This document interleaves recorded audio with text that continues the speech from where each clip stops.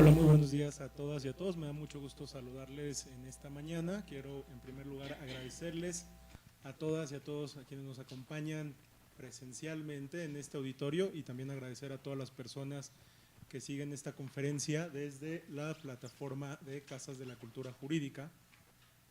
El día de hoy tenemos nos da mucho gusto tener un invitado de lujo. Nos acompaña el profesor David Luban, a quien agradecemos que haya aceptado la invitación, y el día de hoy vamos a estar hablando sobre la concepción estándar de la ética y sus críticas. Antes de comenzar la exposición me gustaría plantear un poco cómo va a ser la dinámica de la presentación. Vamos a escuchar al profesor David Luban por alrededor de 50-60 minutos y después de eso vamos a tener un tiempo para preguntas y respuestas para las personas que nos acompañan en el auditorio y también para las personas que nos siguen en las plataformas de Casa de la Cultura Jurídica. Por favor, envíenos sus preguntas para que podamos planteárselas al profesor. Bueno, sin más me gustaría presentar al profesor David Luban. Él es catedrático universitario y catedrático de Derecho y Filosofía, es miembro de la Academia Estadounidense de Artes y Ciencias, ha sido miembro del Guggenheim y del Woodrow Wilson Center y ha recibido premios por becas distinguidas de la American Bar Foundation y de la New York State Bar Association. Los libros de Luban incluyen Lawyers in Justice and Ethical Study, Legal Modernism y Legal Ethics and Human Dignity. Otros libros incluyen antologías editadas y libros de casos sobre derecho penal internacional y ética jurídica. Además de muchos artículos académicos, Luban ha escrito para The Boston Review, The New York Review of Books y Slate Magazine. Ha ocupado cátedras invitadas en las facultades de Derecho de Fordham, de Harvard, de Stanford y Yale, y ha sido profesor invitado en el Centro Interdisciplinario Israel, en el Dartmouth College y en la Universidad de Melbourne. Actualmente, David Luban es profesor en la Universidad de Georgetown. Nos da mucho gusto recibirle, profesor. Adelante. Well, thank you. And, you know, I want to move back here. Yeah, it's a great pleasure and a great honor to be here in this extremely beautiful building and to visit this beautiful city and country again. So, what I'm here to talk about is the theory or philosophy. La teoría o la filosofía de la ética judicial, no la regulación de los abogados ni la jurisprudencia. En la universidad en la que yo estudié, la Universidad de Chicago, tienen un bonito eslogan que tal vez se puede poner a la práctica, pero no en teoría. Y quisiera explorar la parte teórica y quiero comenzar contando una historia. La historia se trata sobre un juicio en la Gran Bretaña en 1820.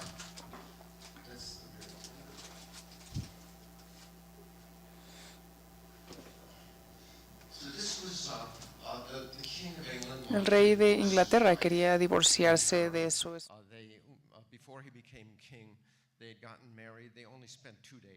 Y pasaron 2 días juntos y después ya cada uno tuvo sus amoríos por separado, pero después, bueno, él no quería que ella fuera la reina y trató de divorciarse más adelante. Él tenía un secreto desagradable en su pasado. Él ya se había casado una vez en secreto con alguien más, una mujer católica.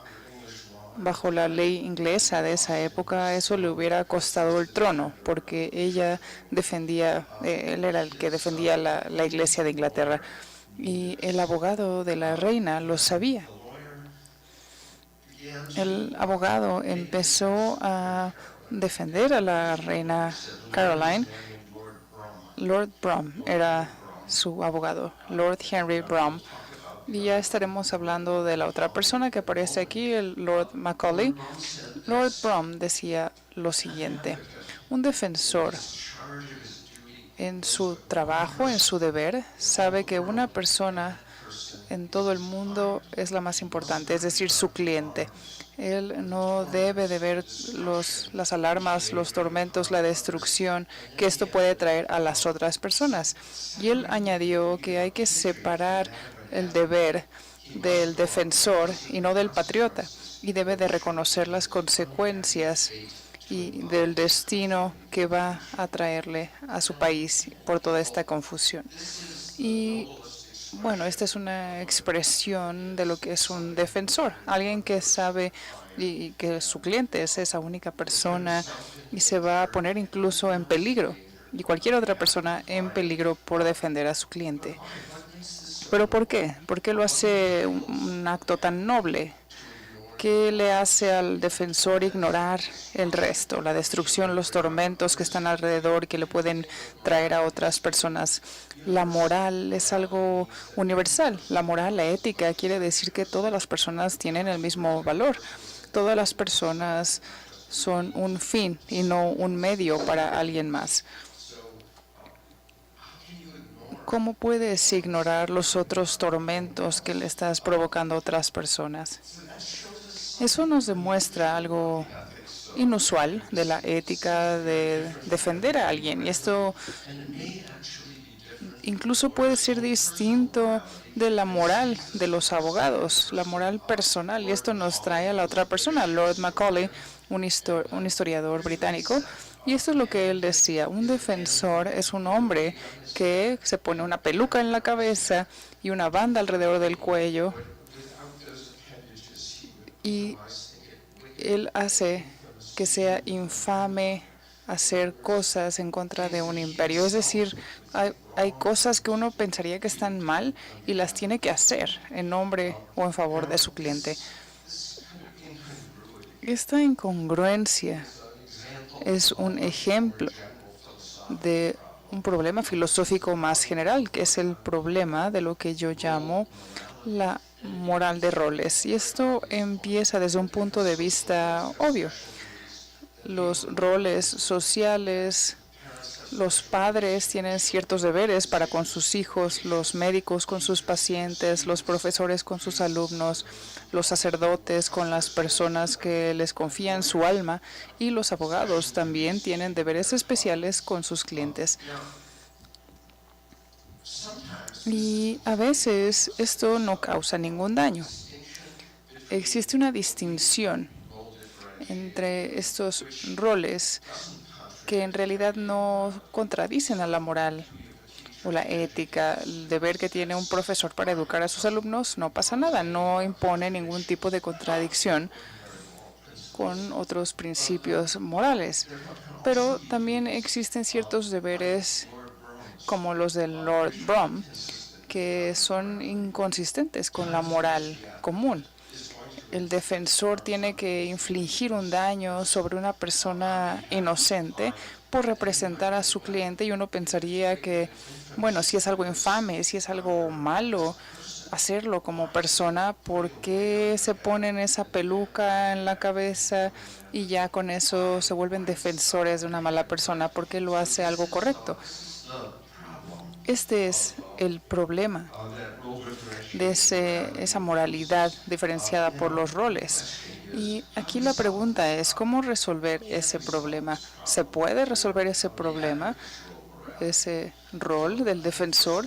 Y primero tenemos que saber exactamente cuál es ese rol, cuál es la ética de por medio. Y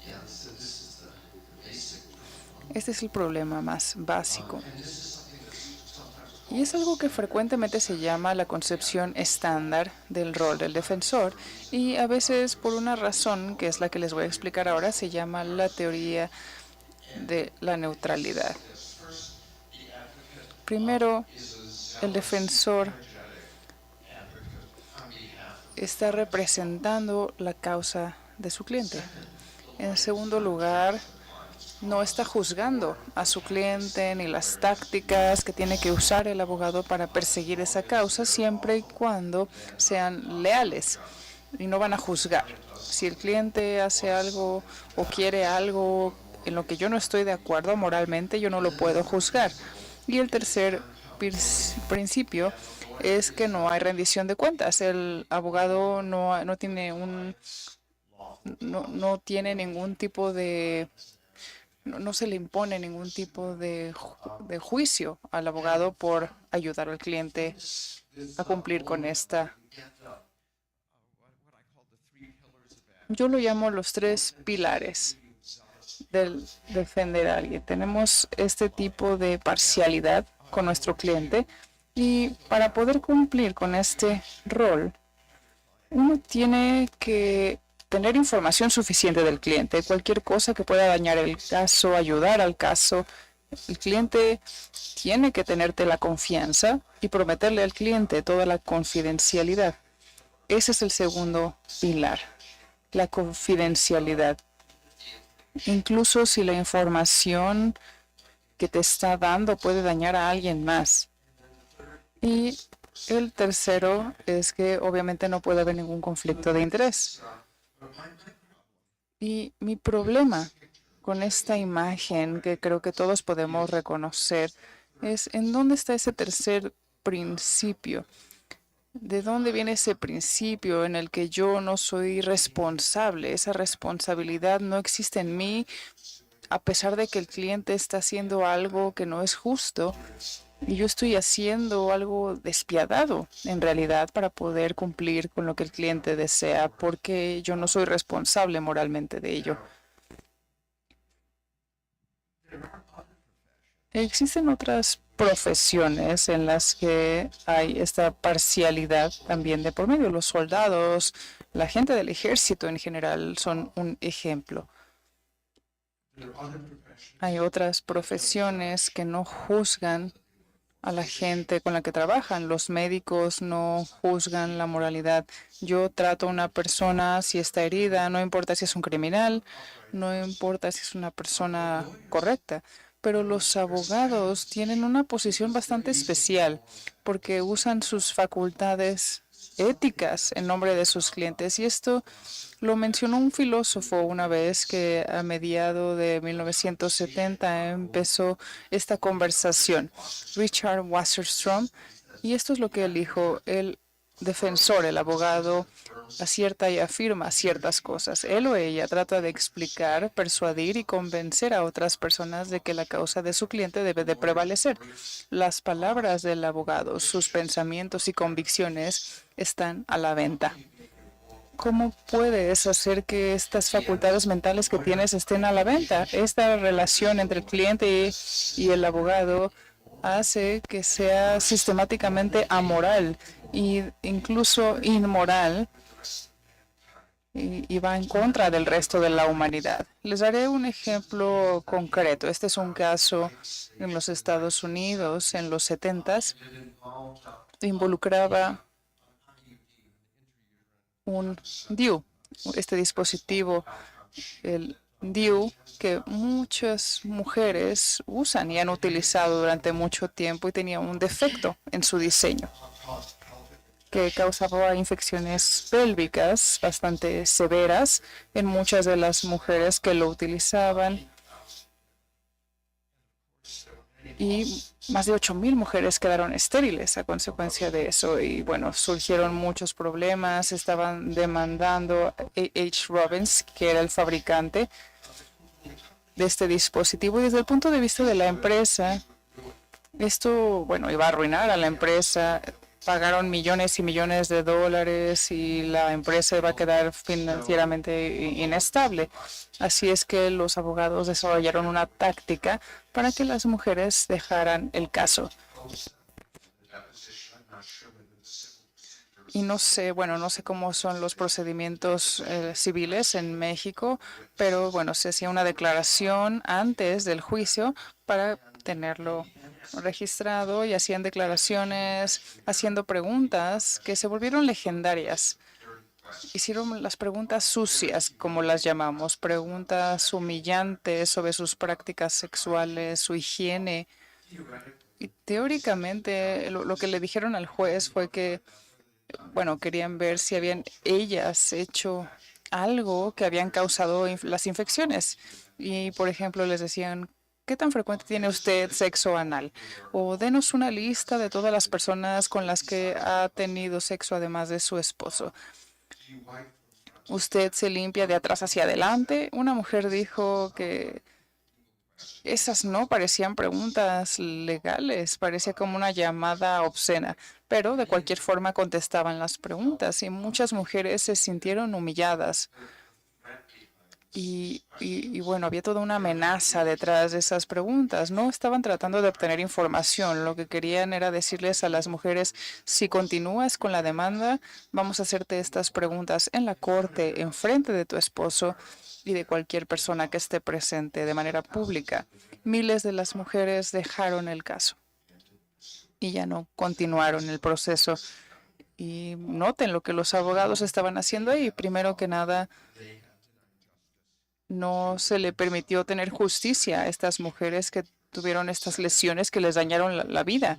Intimidaron a estas mujeres. En tercer lugar, las humillaron en su declaración. Y en cuarto lugar, la forma en la que las intimidaron fue amenazándolas al humillarlas públicamente.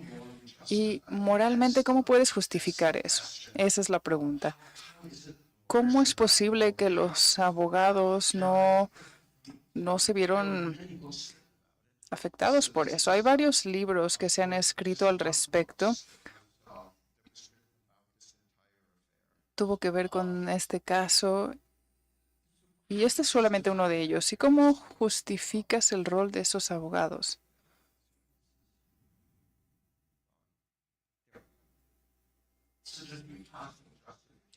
Y las justificaciones, pues podría ser enfocándose en la autonomía y en la dignidad humana del cliente. La segunda, los derechos morales, éticos del abogado. Y el tercero, lo imperativo del sistema procesal. En los Estados Unidos, el sistema del adversario excusa ciertas conductas. Steve Pepper, un catedrático, hablaba de la promoción de la autonomía del cliente y sus argumentos eran muy claros. Es una parte importante de los derechos humanos, la dignidad humana, el poder perseguir nuestra vida, nuestro plan de vida sin ser juzgados por alguien más, siempre y cuando lo que estemos haciendo no esté prohibido por la ley.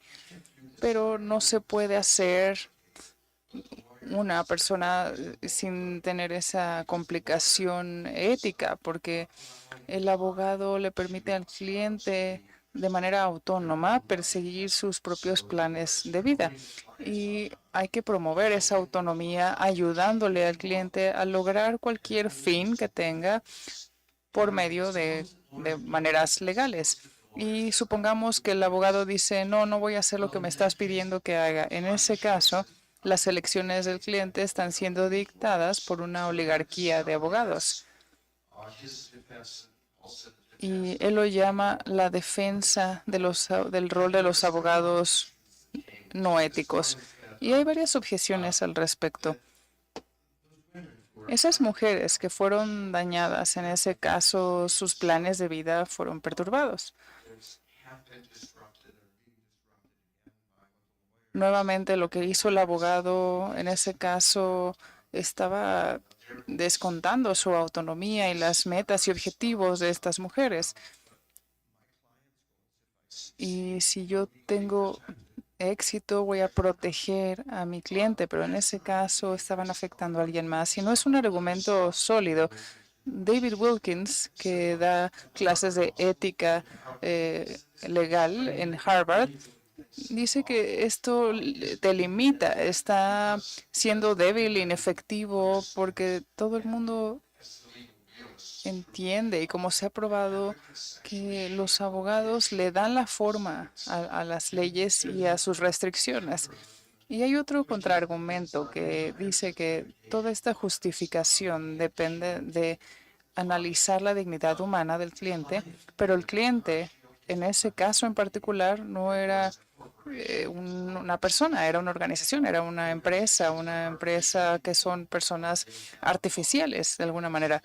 Y no tienen alma, no hay alma que se vaya a condenar, no hay un cuerpo de por medio. Y este es otro argumento hecho por Deborah Rowdy, que ya falleció hace 3 años y fue una persona muy importante en el mundo de la ética.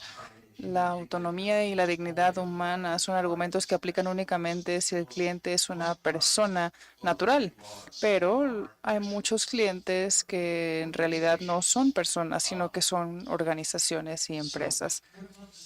¿Y qué hay de este argumento de la oligarquía?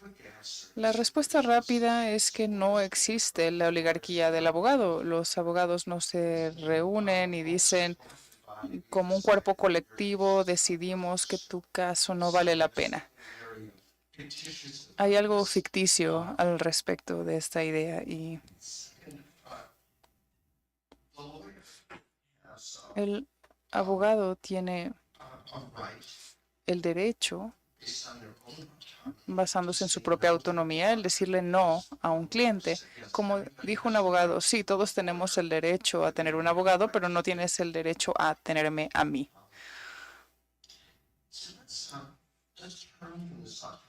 Analicemos ese argumento de autonomía que creo que hace bastante sentido, pero básicamente es un argumento débil porque estamos viendo cuáles son esas prerrogativas del abogado. Y hay un artículo muy famoso escrito en 1976 por Charles Fried, que también era un profesor de Harvard que murió hace unas semanas. Y él fue un abogado muy importante. Él tenía este artículo que se llama El abogado como amigo. Y dice que un abogado puede ser una buena persona. Y él trata de decir que sí con sus argumentos. Y él dice que hay una definición clásica de un amigo. Un amigo es alguien que adopta mis intereses como sus intereses propios. Y un abogado es como un amigo que tiene un propósito especial. Y nosotros damos favoritismo a nuestros amigos, valoramos más a un amigo que a un extraño y por lo tanto está bien que el abogado vea a la persona que está defendiendo como alguien más valioso que cualquier extraño.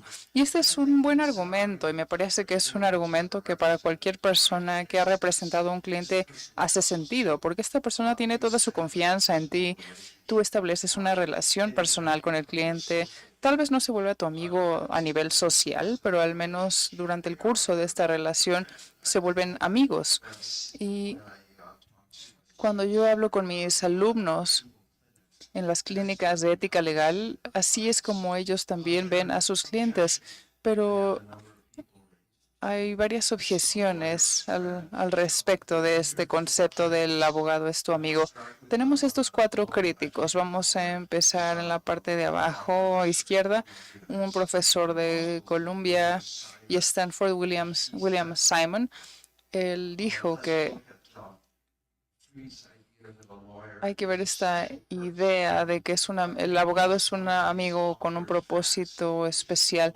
Y esto ignora que al abogado se le está pagando por ser ese amigo. Y esa no es una definición de amistad, ¿no? Esa es una definición de la prostitución en realidad.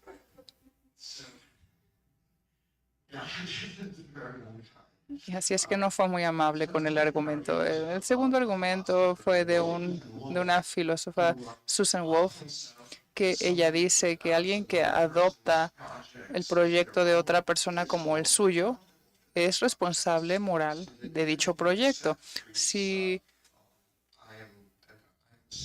tú dices, yo soy ese amigo del abogado y yo estoy adoptando el interés de mi cliente, eso me hace responsable ético de eso.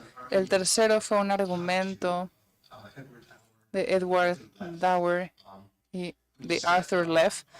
Ellos decían que solamente te enfocas en adoptar los intereses de alguien. Y para Fried, para Leaf, él dice que el abogado es como un amigo, porque para Fried un amigo es como el abogado, y ellos seguían argumentando entre sí, y el abogado se define como una persona que en nombre de otra persona trata a otras personas como la burocracia trata a todas las personas que no son consideradas personas. Vamos a analizar ese rol. Vamos a ver al sistema procesal, el sistema del adversario. Esta idea nos dice que si tienes una situación con un adversario, tú tienes una estructura en la que hay un tomador de decisiones que debe de ser imparcial y neutral, y los partidarios que presentan argumentos en nombre de las dos partes. Para que ese sistema funcione, tienes que poder argumentar de esta manera, y si tienes que hacer eso para que el sistema funcione, entonces eso excusa los problemas éticos que esto conlleva. Y el ejemplo, el paradigma de esto nos dice que cualquier abogado criminal le preguntan, ¿cómo puedes representar a un criminal? Son violentos, son criminales, son antisociales, y sin embargo tú quieres hacer que salgan libres y que regresen a las calles. Y esto inició un debate gracias a este libro de Monroe Friedman que se llama La ética del abogado en un sistema adversario. Y decía, bueno, si eres un defensor criminal, eres la única persona que tu cliente, en la que tu cliente puede confiar. Tenemos el Estado en contra de David, por ejemplo, la gente en contra de David. Hay una desigualdad ahí. Y la única manera en la que podemos evitar que sea un totalitarismo al respecto es que yo tengo a esa persona, ese defensor que me representa. Y Friedman elaboró sobre diferentes consecuencias al respecto, y es lo que quiere decir el tener este sentido partidario. Tenemos las tres preguntas complicadas. La primera es, si tu cliente está mintiendo, ¿tú debes de permitirle al cliente proceder? Y él dijo, sí, porque tienes que poner el testimonio de tu cliente primero que cualquier otra cosa, porque si no el cliente va a ocultarte otras cosas. En segundo lugar, puedes examinar a un testigo, incluso aunque sepas que ese testigo está diciendo la verdad, y tienes que hacerlos ver como alguien que quede mal, que es un mentiroso. Sí, eso es lo que tienes que hacer para poder ayudar a tu cliente e ir en contra del caso, de la persona o el Estado que quiere meter a tu cliente a la cárcel. Antes del juicio tienes que hablar con tu cliente, y es tu deber explicarle a tu cliente cómo funciona la ley. Y esto fue algo muy franco que él dijo en su libro, y me parece que es un argumento bastante fuerte en este contexto de la defensa criminal. Y esto no justifica lo que hace el abogado. Es un agente del Estado, y el Estado debe de buscar la justicia, no solamente la victoria. Y existe aquí la pregunta de si este mismo argumento tendría sentido fuera de este contexto de la defensa criminal. Y mi propuesta aquí es que esto únicamente justifica esta conducta hasta cierto punto para que el sistema adversario se vuelva un buen sistema. Hay varios argumentos al respecto. Nos dice que es el mejor sistema para encontrar la verdad, y que es el mejor sistema para defender los derechos de una persona. Y creo que para este argumento de la verdad, la respuesta más sencilla es que en realidad no está comprobado que sea la mejor manera para encontrar la verdad, porque mucho de lo que hacen los abogados es tratar de evitar que surja la verdad. Y hay un argumento muy sofisticado sobre esta función de encontrar la verdad de Lon Fuller, que es uno de los grandes filósofos del siglo XX. Su libro se llama La moralidad o la ética de la ley. Es uno de los clásicos. Y lo que Fuller decía, nuevamente él hablaba de esta estructura. Hay un juez, que es la parte neutral, el demandante, y Supongamos que que no se está presentando el caso con mucha fortaleza y hay que imaginar ciertas cosas, ponerse en los zapatos de la otra persona para poder entenderlo, en ambas partes para poder entender lo que está pasando. Y dice que nadie es capaz psicológicamente de hacer eso, de ponerse en los zapatos de ambas partes. Y su argumento es, el fracaso suele dispensar esta idea de los roles, el tener al defensor, al demandante. Y si nos deshacemos de los abogados, entonces el juez tendría que hacer todo este pensamiento, tendría que ponerse en lugar de ambas partes. Y el juez tiene que encontrar este diagnóstico que suele llegar a una conclusión, y la presentación de los abogados va a ser el único medio para combatir esta idea que tiene el juez ya en su cabeza para juzgar a alguien sin tener los argumentos. Esos dos argumentos van a darle forma al caso que se encuentra en suspensión mientras no se llega a esa interpretación. Eso es lo que Fuller dice y creo que tiene mucho sentido. Y me parece que esto es bastante cierto. Cuando los jueces, al menos en los Estados Unidos, aceptan los hechos y discuten también la parte legal, y he visto varios jueces que me dicen que cuando tienen esta presentación adversaria hace que ellos tomen mejores decisiones al escuchar a ambas partes, porque eso lucha en contra de sus preconcepciones.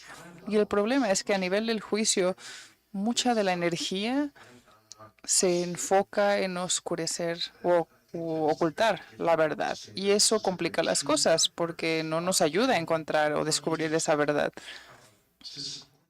Y para darles una objeción con un poco de sentido común, si la presentación es una buena manera de encontrar la verdad y si tenemos que tomar una decisión muy importante para la vida, por ejemplo, ¿me voy a casar con esta persona? ¿Debería de casarme o debería de cambiar de empleo? ¿Debería de mudarme a otra ciudad? Ese tipo de preguntas. Puedo ver alternativas distintas al respecto para tomar la decisión de qué hacer. Y si crees en este sistema adversario, traerías a tus dos mejores amigos y le dirías, habla de manera positiva sobre el matrimonio y tú de manera negativa. Y el que dice que sí debe de hacer todo lo posible para eliminar todas las partes negativas y ocultar tal vez hechos obscuros de la persona con la que me voy a casar. Y tú debes de convencerme de que es una persona horrible con la que me quiero casar, aunque estés distorsionando la verdad. Piensen en una decisión personal de ese nivel. Tú pensarías que es una forma muy loca, ¿no?, de tomar esa decisión personal. Así no puedes decidir si vas a casarte o si vas a ir a la universidad o si quieres casarte con alguien. No vas a traer a dos personas para que busquen obtener la victoria. ¿Y por qué debe de esto funcionar entonces en el sistema judicial? Y bueno, yo creo que no tenemos ninguna manera de garantizar que esta es la mejor manera de llegar a la verdad.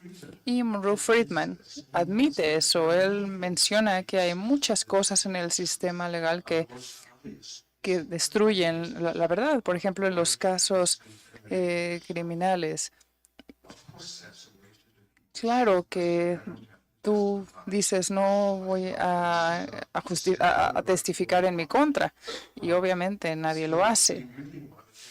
Y debemos de pensar en lo que el abogado está haciendo. Tratar de ayudar a esa búsqueda por la verdad, pero más bien lo que el abogado hace es defender a su cliente, a sus derechos, sin importar la verdad. Y me gusta usar esta caricatura para hacer la pregunta. Esta es la defensa de los derechos. Ahí hay una persona sentada frente a su abogado y dice, solamente tengo que culparme a mí mismo y necesito que tú cambies eso. O este otro, la vida no es justa, pero entre mejor sea tu abogado, más justa va a ser tu vida. Y esto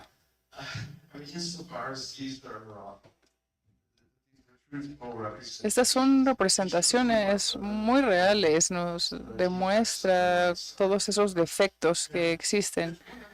Y hay un argumento más que se trata de al argumento, se parece mucho al argumento de Fuller y nos dice que tener esta presentación adversaria nos hace dividir el trabajo porque es muy útil, ya que también puede tener partes negativas en contra de la ética. Por ejemplo, el tema de la confidencialidad. Este es un caso real en los Estados Unidos del que les voy a hablar.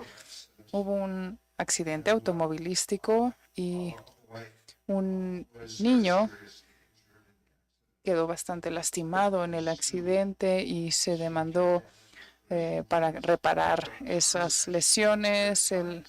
El auto lo estaba manejando su amigo y el amigo quería que la aseguradora lo compensara. Como es común en estos casos, la aseguradora contrata a sus abogados y durante este litigio la defensa decía, queremos hacer una examinación médica del demandante para ver qué tan graves son sus lesiones. Hicieron esa examinación y el médico dijo que tiene un aneurisma aórtica y que podría reventarse en cualquier momento y que si se revienta el niño moriría. Y eso no estaba en los rayos X del inicio. Eso quiere decir que ha crecido, ha avanzado la lesión y fue provocada por el accidente. Así es que son malas noticias para la defensa, para la aseguradora. La aseguradora tenían un dilema, los abogados tenían un dilema moral. Le decimos al adversario que tiene una condición médica muy peligrosa que él ni siquiera sabe y que podría matarlo en cualquier segundo. Y ni siquiera consultaron a sus clientes, simplemente dijeron, no, no lo vamos a hacer y acordaron, con una cantidad pequeña de dinero, el acordar y cerrar el caso, porque si no iban a tener que pagar muchísimo más dinero y ahí estaban haciendo lo correcto para la aseguradora. Y bueno, la historia no tiene un final feliz. El muchacho fue a un examen médico unos años más tarde, encontraron el aneurisma, lo repararon quirúrgicamente. La mala noticia es que perdió el habla por el resto de su vida. Después de descubrir el aneurisma, el muchacho regresa a la corte y dice, nos dijeron cosas falsas. Ellos sabían que tenía el aneurisma y nunca me dijeron. Y la corte dijo, estamos de acuerdo, pero únicamente porque era un niño. Si hubiera sido un adulto, hubieran dicho, era el trabajo de tu abogado el realizar una examinación médica, una segunda opinión. En ese caso, aquí están excusando ese sistema adversario y hicieron entrevistas después con los jueces y dijeron que el tema de la confidencialidad es muy importante, es realmente importante para este sistema y desde luego estos abogados hicieron lo correcto para ellos al mantener este secreto y no sacar esta verdad. Y siempre me gusta preguntarle a los alumnos, si tú hubieras estado en esa posición, ¿no te hubieras sentido obligado éticamente a decirle a un muchacho de 16 años que tenía que ir al médico porque puede tener una condición fatal, incluso aunque le hubiera costado dinero a tu cliente? Me parece que es una decisión moral bastante compleja. ¿Y cuál es la alternativa? Si analizamos esas tres partes, la neutralidad, la parcialidad y la responsabilidad ética. Para mí la alternativa es que el abogado piense, estoy comprometido éticamente.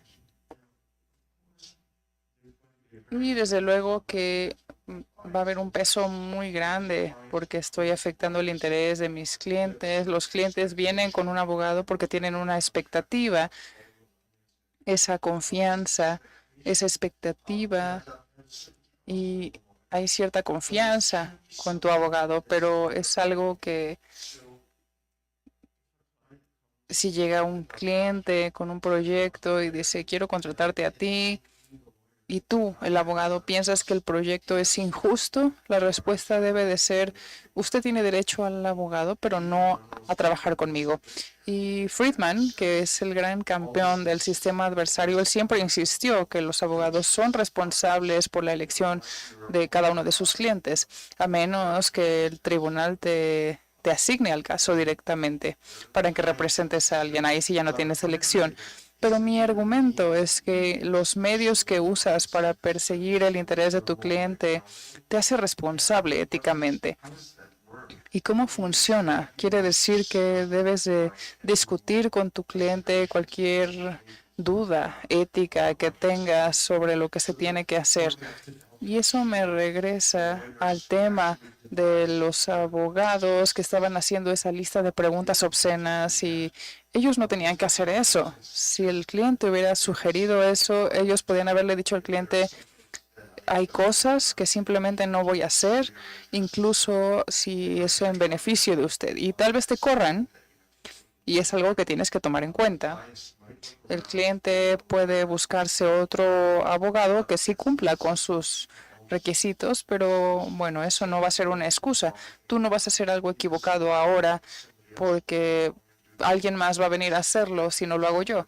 Eso me parece que no es una forma correcta de pensar. Si lo que tú estás haciendo va a causar demasiados daños colaterales al público o a otra persona o al país, incluso,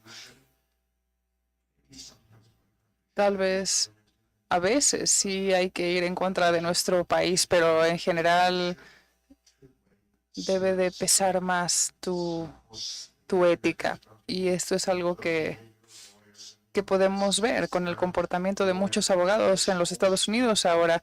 El abogado siempre es responsable y yo lo voy a poner de la siguiente manera. Tu conciencia no es algo que puedes quitarte, hacerla a un lado, sino que es parte de ti. Y bueno, con eso termino. Muchas gracias.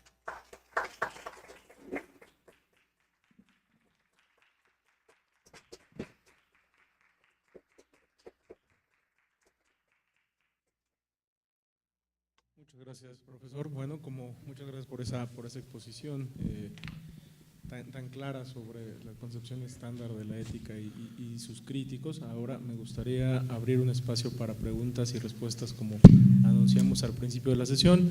Entonces, si alguien tiene alguna pregunta, algún comentario para el profesor Luban, por favor nada más levanten la mano y les pasamos el micrófono.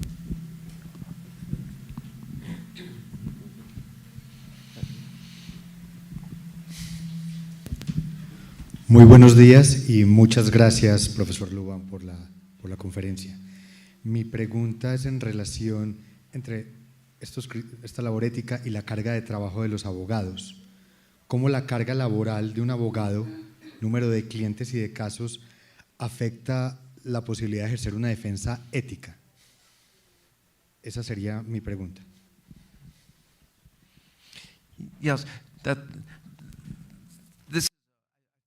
Sí, me parece que es una pregunta muy importante y de hecho es algo bastante personal con mi familia. Mi hija es abogada, ella es defensora pública y hay veces que tiene 100 casos activos y 200 casos inactivos. Y algo que ella hace y que nos ha mencionado a nosotros, sus padres, es que siente que les debe más tiempo a sus clientes del que les puede dar y se preocupa por eso, porque no porque esté dañando a una persona, sino por esa falta de tiempo, y un abogado que tiene una carga de trabajo enorme no puede tener suficiente tiempo. Y ese es un asunto ético y de competencia y de los deberes que tienes para representar a tu cliente. También es una cuestión de tener acceso a la justicia de una manera más general. Y nosotros tenemos que preguntarnos por qué tenemos una carga de trabajo tan grande. Y bueno, en el caso de nuestra hija, como defensora pública, ella representa a clientes que no tienen dinero. No pueden costear un abogado privado, o cuando consiguen un abogado privado, ese abogado no le puede dedicar suficiente tiempo. Así es que, ¿cómo resolvemos ese problema? Hay demasiados problemas legales en la sociedad y la profesión, los profesionistas a veces no somos suficientes como para manejar tanto. Y bueno, es una pregunta algo distinta, pero creo que es importante hablar de esto y me parece que hay experimentos muy interesantes en diferentes partes del mundo en este momento, incluyendo en mi propio país. Podemos tener más gente capacitada que pueda ofrecer ciertos servicios legales un poco más limitados, que estén capacitados tal vez en una especialidad muy clara, por ejemplo, desalojos de departamentos. Por todo el mundo se han opuesto a esta idea porque se volverían competidores económicos de los abogados practicantes, pero creo que no hay ninguna razón por la que se debería delimitar eso. Igual que con la profesión médica, no todos deben de ser médicos para poder dar servicios vitales.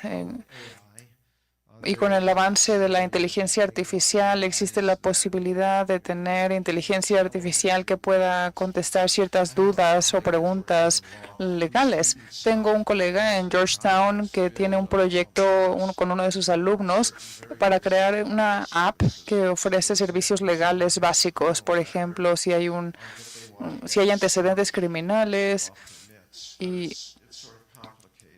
y a veces hay ciertas complicaciones y hay una app que te ayuda a poder obtener esos antecedentes penales, y creo que es un buen momento para la profesión.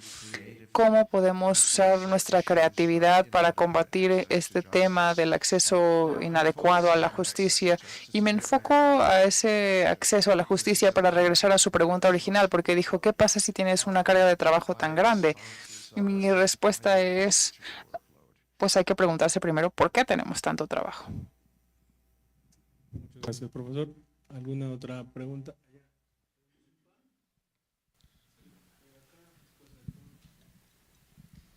Muchas gracias, profesor, por la exposición. Mi pregunta está enfocada hacia los efectos que han tenido las aproximaciones críticas a la concepción estándar de la abogacía. Quería preguntarle si cree que esto ha tenido algún efecto en la práctica real y concreta de los abogados en Estados Unidos, y también hacer la pregunta desde el lado del profesor que enseña ética y responsabilidad profesional, y es cómo podemos hacer para que estas visiones más críticas realmente tengan un impacto sobre los estudiantes.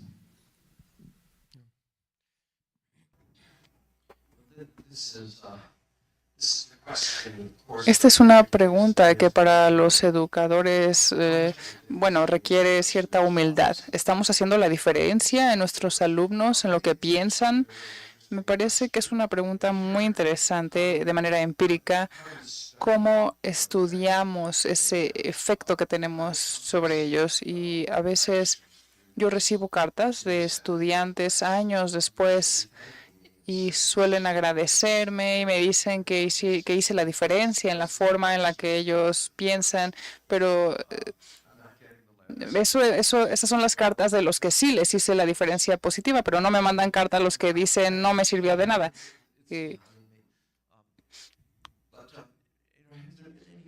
Y han habido cambios prácticos en la profesión por la educación ética y moral, y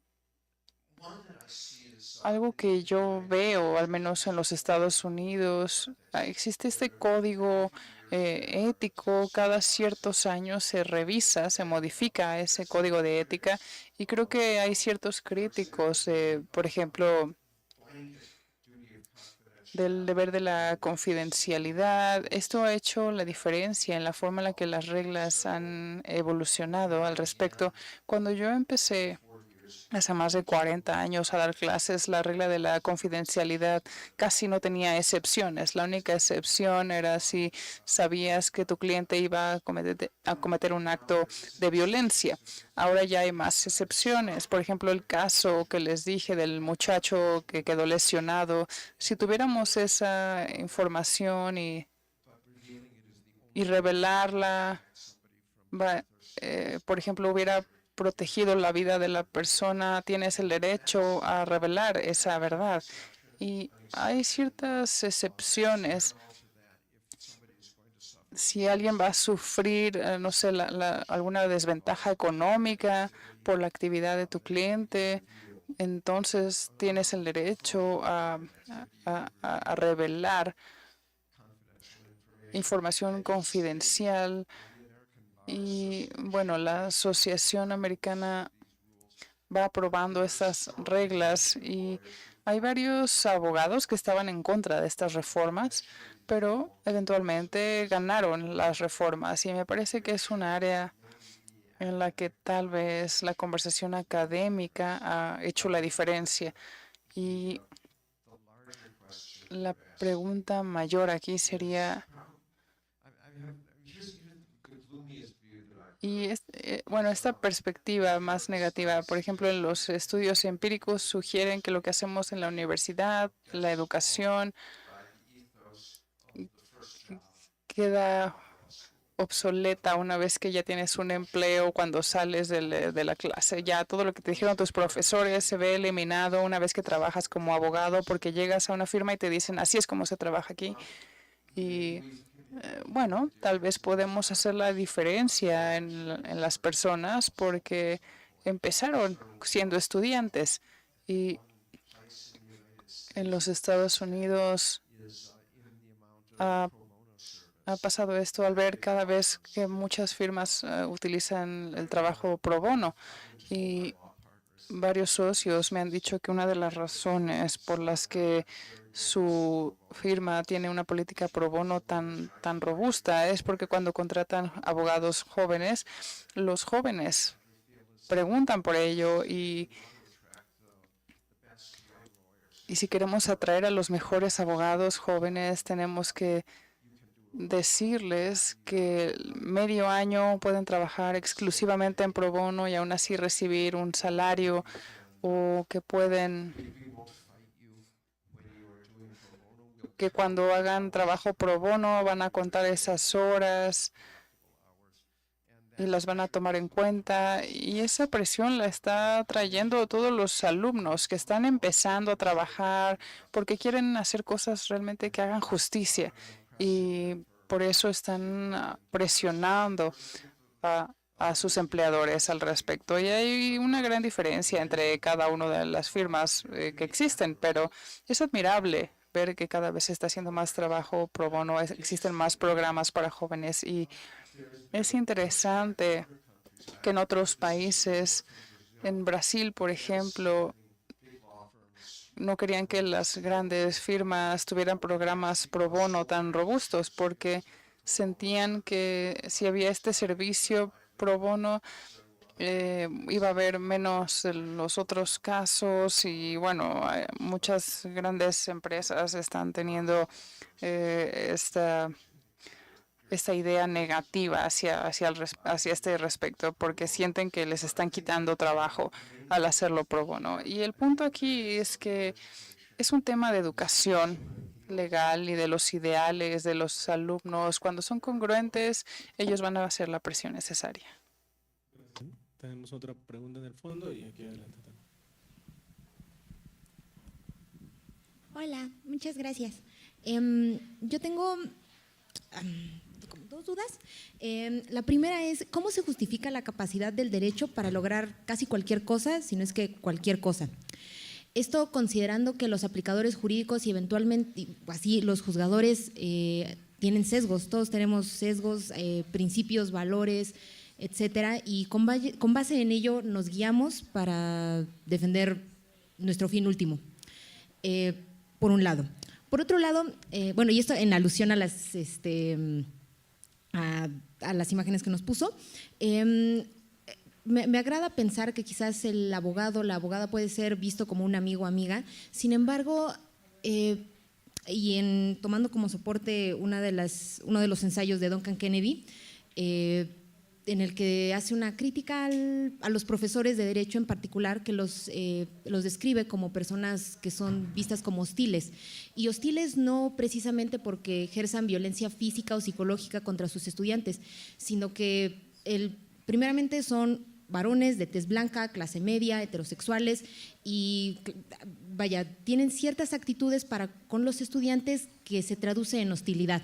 Y los estudiantes eventualmente lo ven, para ellos, esa actitud como amor, de tal manera que los estudiantes adoptan esa misma hostilidad, y esa hostilidad se replica en un sistema jurídico. De tal manera que, vaya, la hostilidad se va reproduciendo de generación en generación, y esos mismos son aplicadores jurídicos y juzgadores. A su consideración, ¿qué opina usted acerca de esto? ¿Cree que pueda ser un ciclo sin fin o tiene algún tipo de solución? No, me gustaría saber qué opina. Muchas gracias.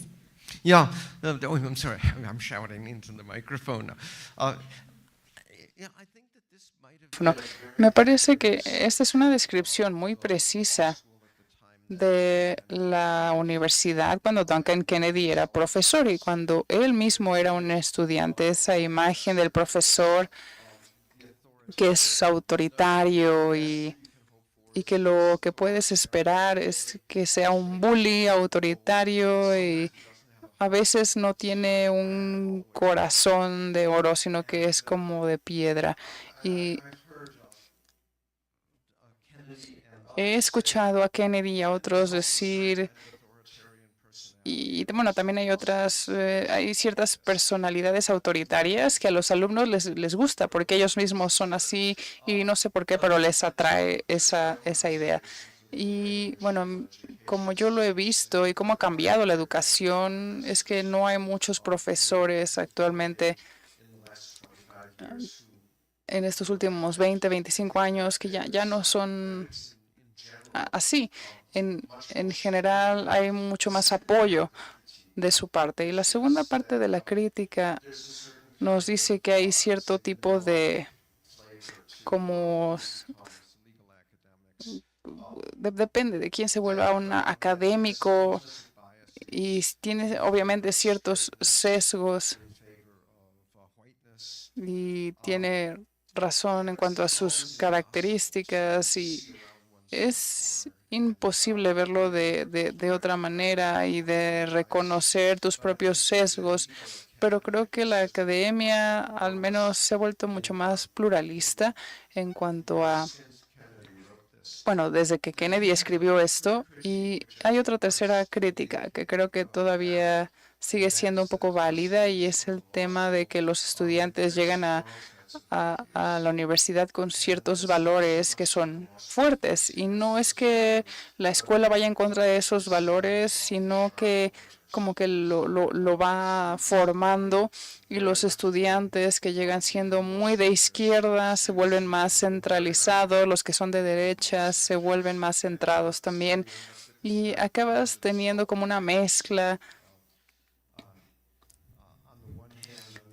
Tienes extremos y vas formándolos y creo que todavía eso es cierto y no sé qué opino yo, no sé si es algo bueno o malo en realidad, porque yo lo podría describir como bueno, porque una de las primeras cosas que les enseñamos a los estudiantes es que deben de ver las cosas no solo desde su punto de vista, sino del punto de vista de su cliente. Y también si vas a representar a un cliente, tienes que ver también desde el punto de vista del adversario. Y hay una manera en la que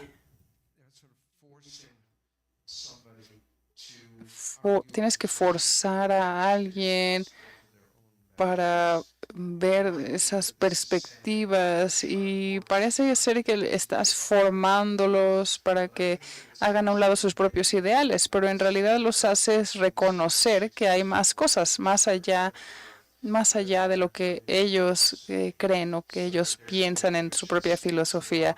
Y eso más bien te amplía y te crea un juicio mayor. Creo que ese es el lado positivo. Y el lado negativo sería que hay que reconocer que la profesión opera de una manera que está siendo guiada por ciertas instituciones y no hay forma de negar eso. Y esas instituciones van a estar representadas por personas que estarán alineadas con ellos. Y lo último que tengo que decir al respecto es que hay estudios sociológicos muy interesantes que demuestran que la profesión legal está siendo más progresiva, al menos en un amplio panorama. Sea eso bueno o malo, no sé qué signifique, pero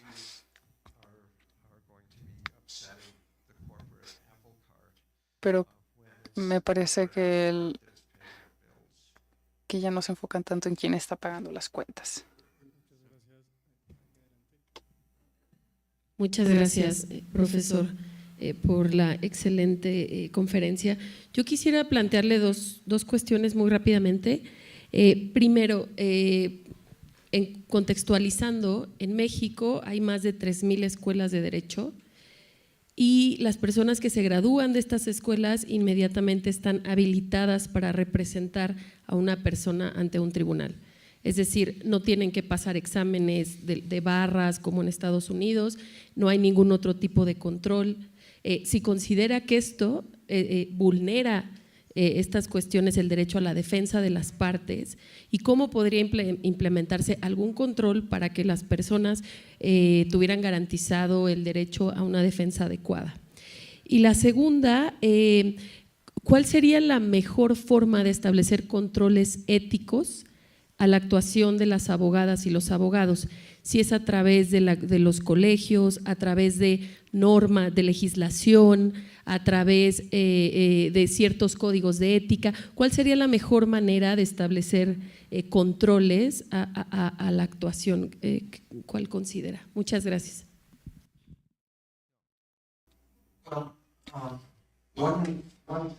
Bueno, es como una pregunta umbral. ¿Quién controla la regulación de la barra? ¿Es una profesión autorregulada o tiene alguna regulación externa? Estoy pensando desde el punto de vista de países que sí tienen códigos formales para cubrir esta conducta de los abogados. En los Estados Unidos es una profesión autorregulada. Y creo que hay muchas debilidades al respecto. Hace como 25 años en otros países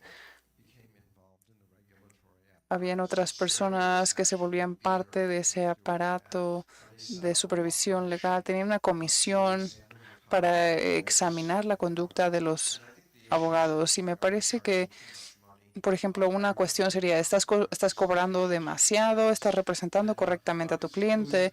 Ese tipo de cosas son las que se analizan y fue una bonita transformación. Pasé un semestre hace como 30 años dando clases en Australia y en esa época no les interesaba tanto el tema de la ética. Había solo un libro al respecto y nadie lo conocía. No habían muchos cursos al respecto, pero después surgió esta regulación pública de la profesión y de pronto Australia se volvió líder en el mundo en tema de ética legal y en estudiar más a profundidad la profesión. Y el tener una profesión autorregulada por completo me parece que es como tener a un zorro cuidando a las gallinas. Debe de ser al revés. Si haces que el zorro sea el protector, entonces las gallinas pues no van a estar muy protegidas, cuando en realidad debes de proteger a alguien, a las gallinas del zorro. Y creo que debería de haber cierto tipo de regulación de la profesión. Obviamente los abogados deben de tener también mucho que ver en esas regulaciones, porque son los que en realidad saben cómo funciona la profesión. Y, y bueno, deben de haber políticas. Por ejemplo, en Alemania los salarios son regulados, en Estados Unidos casi no son regulados, hay países que no permiten ciertas tarifas que no se ven como éticas y hay otros países que piensan que sí está correcto cobrarlas. Y creo que es como un tema a nivel nacional y en un estado federal como este debería de tomar en cuenta los diferentes estados y a lo que cada uno de ellos piensa. La ética puede tomar muchas formas. Para mí, la historia de la regulación de la ética en los Estados Unidos es muy interesante. No había código de ética hasta el principio del siglo XX. El primer código de ética fue, si lo lees ahora, es casi como comedia. Habían reglas que simplemente decían, debes ser una persona de bien. Era muy blando, cosas que en realidad no parece como una regulación legal. La siguiente iteración tenía una idea muy interesante. Tenía reglas que se podían aplicar, pero también reglas aspiracionales. Hacer trabajo pro bono era como una aspiración de la profesión. Y la tercera iteración, que es la actual, los abogados en realidad no entienden lo que es una regla aspiracional. ¿Es una regla o es algo más? Así es que lo mejor es tener un código y tener ciertos ideales que sean parte de ese código, pero que no sean similares a los de otro código. Y creo que tiene cosas buenas y malas. Algo bueno sería que los abogados están más capacitados, tienen que tomar un examen sobre ese código y esto les da como una orientación más concreta sobre tipo de lo que es el conflicto de interés, cuáles son las excepciones a la regla de la confidencialidad, si hacer un acuerdo por escrito o no con el cliente, especifica cosas y algo negativo podría ser que le elimina el tema ético y solamente se ve como una forma de regulación de la profesión. Y creo que a mí me gustaría que se retome el aspecto ético en la educación legal y en la regulación, para que no sea raro que las escuelas de leyes hablen de temas o problemas morales y éticos, que no sea raro que en la educación se hable de la diferencia de ser una persona honorable o no. Me parece que esa discusión de las virtudes de los abogados puede ser utilizada para que la gente que se ve como que no es adecuada socialmente no sea considerada para la profesión, pero me parece que es importante permitirnos decir no solamente soy una herramienta de la regulación, no soy una herramienta del sistema, soy también una persona que tiene que ejercer un juicio práctico y otras virtudes aristotélicas que son importantes en la profesión legal.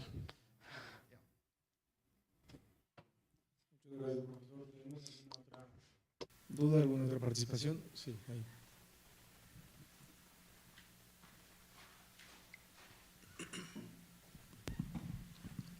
Hello.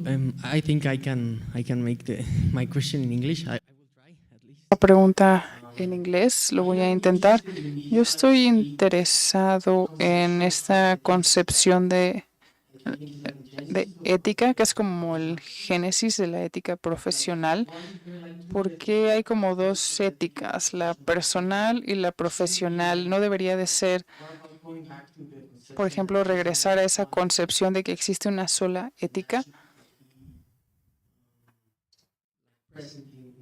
y debe de estar presente en todo lo que hago y no pensarlo de manera separada.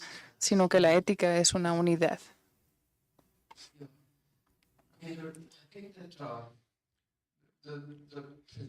Creo que la posición que yo defiendo es que primero que nada hay que reconocer que la ética profesional puede desviarse un poco de la ética personal, pero hay que minimizar esa tensión que existe entre ambas y al final decir que no puedes poner o eliminar la parte personal, sino que tiene que ser parte de ella, porque si no te quita la parte humana. Claro que si lo haces todo el tiempo, entonces te quitas la parte que te hace un abogado. Así es que cuando un cliente viene hacia ti, viene contigo con cierta expectativa de que tú vas a proteger sus intereses, pero tiene que ser algo. Si tú descubres que esos intereses no son justos, que tú no debes de, o no quieres defenderlos, o si los defiendes, tiene que ser por medio de una acción que sea inmoral. En ese caso, la pregunta es, ¿puedes seguir representando a esa persona o prefieres decir consígase otro abogado? Mi enfoque es que existe un punto intermedio y ese punto intermedio es que debes de preguntarte por qué tienes esas dudas con este cliente y no asumir que el cliente es un villano. ¿Alguna otra duda, alguna otra pregunta? Bueno, para concluir me gustaría hacer una última pregunta, profesor. Hemos en su exposición escuchado mucho sobre la lealtad que tienen los abogados y abogadas a los clientes, pero me gustaría para concluir escuchar alguna reflexión también sobre la lealtad que le deben los abogados y abogadas también al sistema jurídico, al Estado de Derecho, y cómo podemos entender que algunas veces también abogados o abogadas hagan uso de las reglas y de los argumentos del derecho para minar y para lastimar al Estado de Derecho.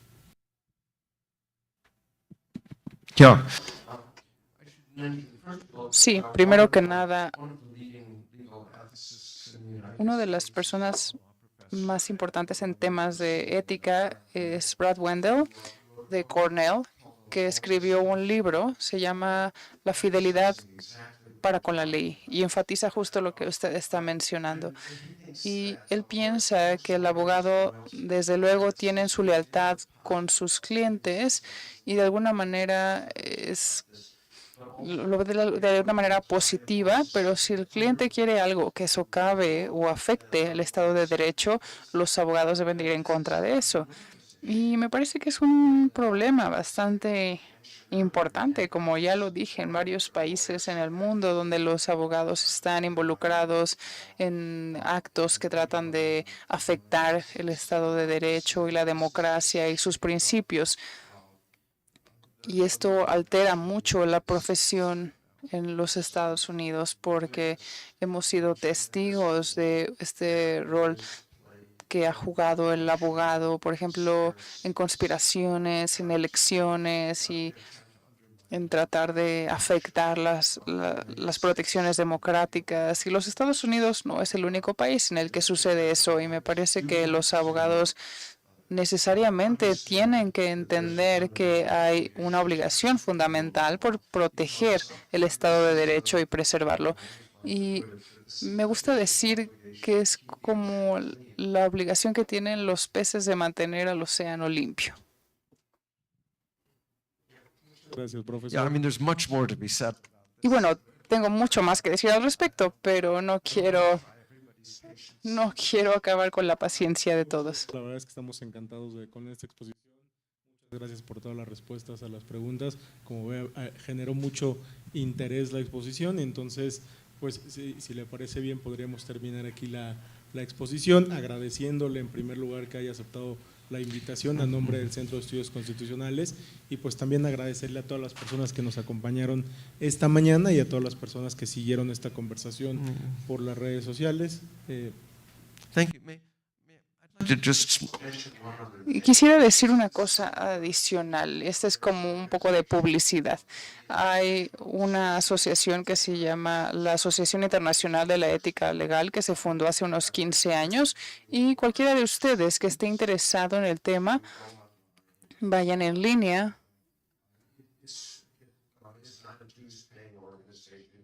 y pueden unirse a esa organización. Cada 2 años tienen un congreso internacional. Este verano va a ser en el mes de julio en Ámsterdam. Lo están organizando en el centro de un centro en Ámsterdam con Dom Salar, que es un académico muy importante. La última fue en Los Ángeles hace 2 años. Y bueno, puedan o no ir a Ámsterdam en julio para esa conversación internacional, también la organización le gustaría que ustedes se vuelvan miembros, porque la misión es apoyar la educación y la ética legal en general en todo el mundo. Creo que tiene como ya 70 países miembros, y por favor vayan a la página web, es International Association of Legal Ethics, y para la conferencia es conferencia ILEC 2024.